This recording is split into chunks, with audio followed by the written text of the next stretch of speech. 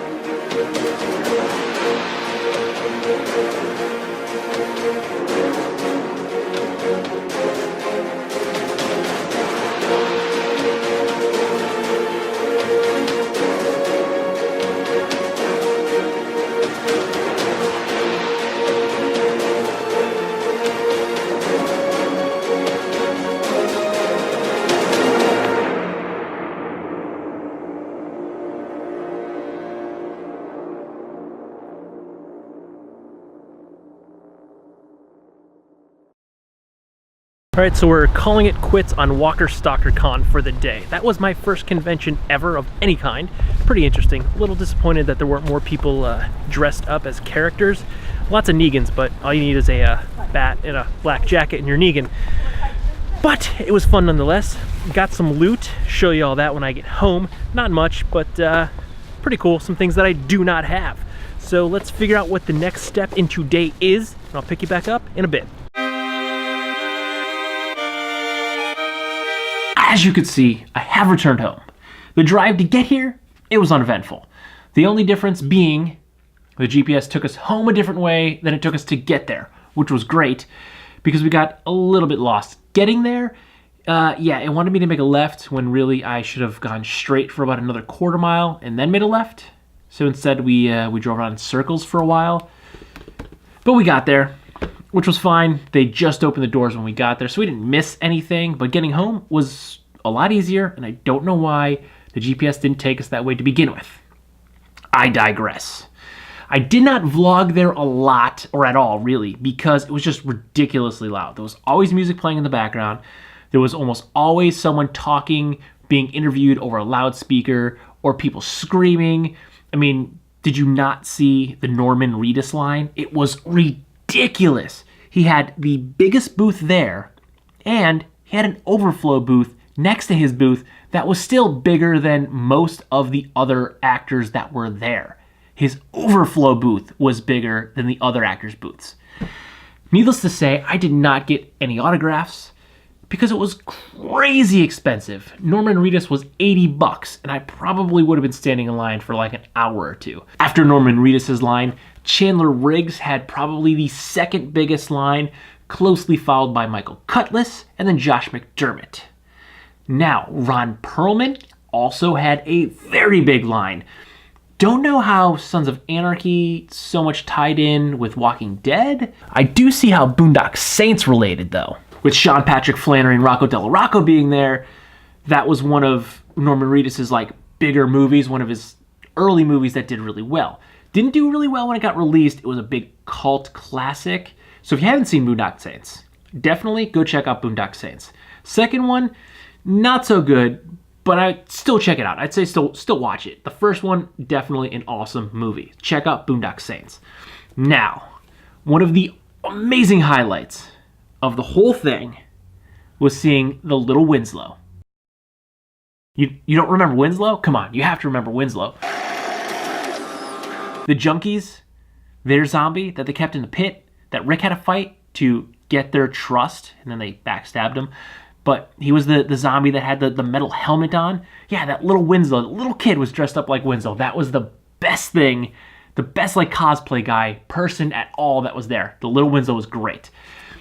I did not see nearly as many people dressed up as I anticipated. There was lots of Negans, but Negan's easy. You don't even need the black leather jacket. There was a lot of people just wearing a black jacket, carrying a baseball bat, and like a red scarf. I don't think any of them actually... One, maybe two guys actually had a leather jacket on. Some of the other people we saw there were two Carls. Both of them were older and taller.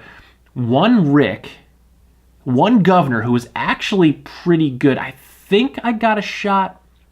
Pretty sure I got a shot of him. At least I know I tried to. I don't know if it was clear. You'll know before me, because I haven't seen the footage yet. But he looked pretty close to the Governor, at least facial features, to the actor, not necessarily the comic book character. The clincher with him, though, is that he had Michonne's sword and a remake of Herschel's head.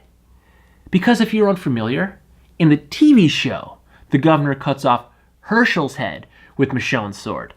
Unlike the comic books where the Governor cuts off T-Dog's head with Michonne's sword. So it seemed like the average price for an autograph was $40. So I didn't get an autograph.